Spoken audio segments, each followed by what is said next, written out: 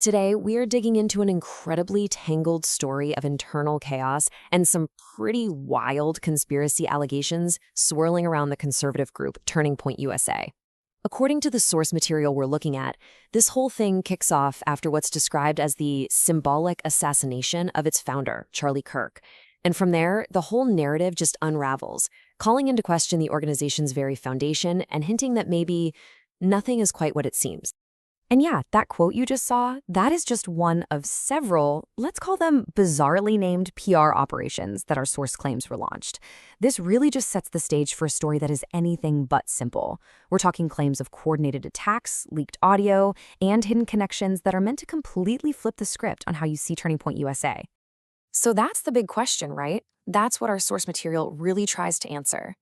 What follows is a deep dive into a series of claims that paint a picture of an organization in total turmoil, dealing with a power vacuum and a past that might not be what we've all been told. So let's start piecing this puzzle together. Okay, so this story, as our source tells it, really catches fire in the chaotic weeks right after Charlie Kirk's symbolic death. And right at the heart of it all is Candace Owens, a well-known conservative commentator. She claims that almost immediately she became the target of a really hostile and frankly, kind of clumsy PR campaign that was designed to completely discredit her. The names of these campaigns are, well, there's something else, aren't they? The source describes them as part of this panicked, super well-funded, but surprisingly amateur effort. I mean, think about it. You've got everything from questioning Kirk's faith to just mocking Owens for talking about her dreams. The claim here is that these weren't just random internet trolls. This was a coordinated campaign with a very clear, very aggressive agenda. And the source points a finger at one person in particular, supposedly the guy pulling the strings behind these attacks, Andrew Kovacs. He's described as a major player in Turning Point's PR world. He's basically presented as the architect of this whole thing, directly linking all that weird online activity to the organization's inner circle. Okay, so now we get to what is presented as a huge piece of evidence in the story, a leaked corporate-wide Zoom call. According to the source, this call was led by Erika Kirk, Charlie's widow, just 11 days after his death. And honestly, it's the tone of the call that became this major point of controversy. When you look at this timeline, it really hits you how fast everything happened. We're talking less than 2 weeks after the assassination, and just 48 hours after the funeral, this call is happening. The source argues that this timing is exactly what makes the call's surprisingly upbeat mood feel so jarring. And here's a direct quote from that leaked audio. The way she phrases that, saying she's not trying to be morbid about her husband's recent violent death, is what the source highlights as just disturbingly casual, almost emotionally disconnected from how serious the situation was. And this wasn't just a one-off thing. According to the source, they really emphasized this point over and over. You have employees who are probably grieving, but the call was supposedly focused on metrics, fundraising numbers, future plans, all of it delivered with this cheerful, energetic vibe that felt completely out of place after such a huge tragedy.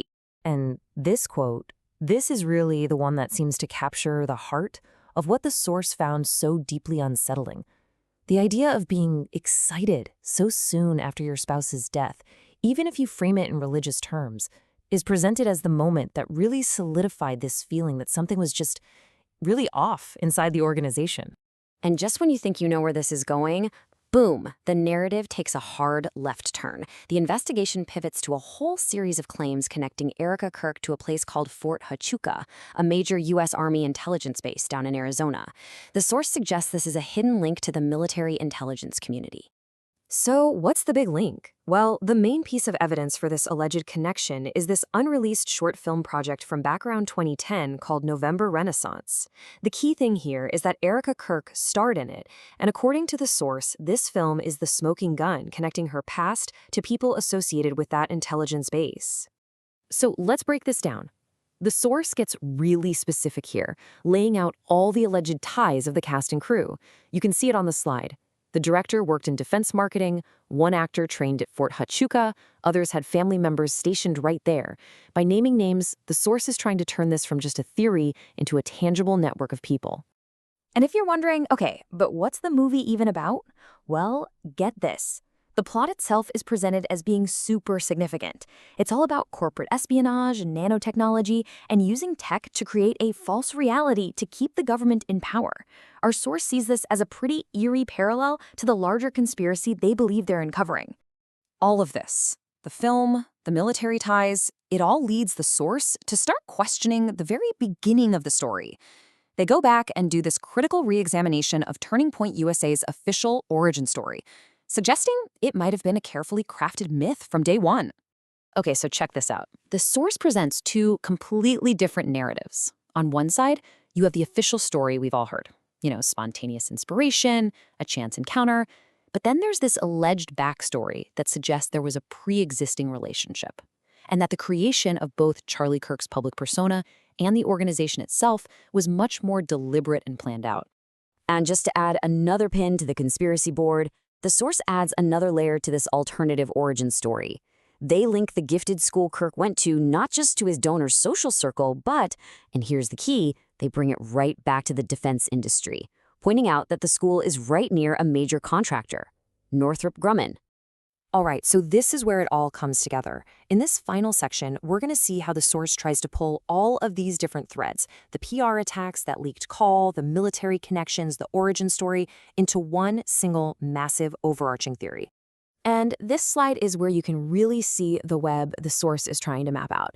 They're connecting all these dots between huge religious institutions like Liberty University, that PR firm, the gifted school, and even top donors, suggesting that there's this vast, interconnected network secretly pulling all the strings behind the scenes. And this, right here, is the ultimate conclusion presented by the source. The idea that the internal fights, the weird behavior, the military ties, that none of it is a coincidence. Instead, it's all framed as evidence of a single, long-term, coordinated operation with a much bigger hidden agenda. Which leaves us with one pretty mind-bending question that the source poses at the end. The Truman Show analogy really wraps up the entire theory. Was this charismatic leader and his entire influential organization just a carefully managed project from the very beginning? It's a claim that challenges everything the public thought they knew, and it really leaves you wondering about that thin line between coincidence and conspiracy.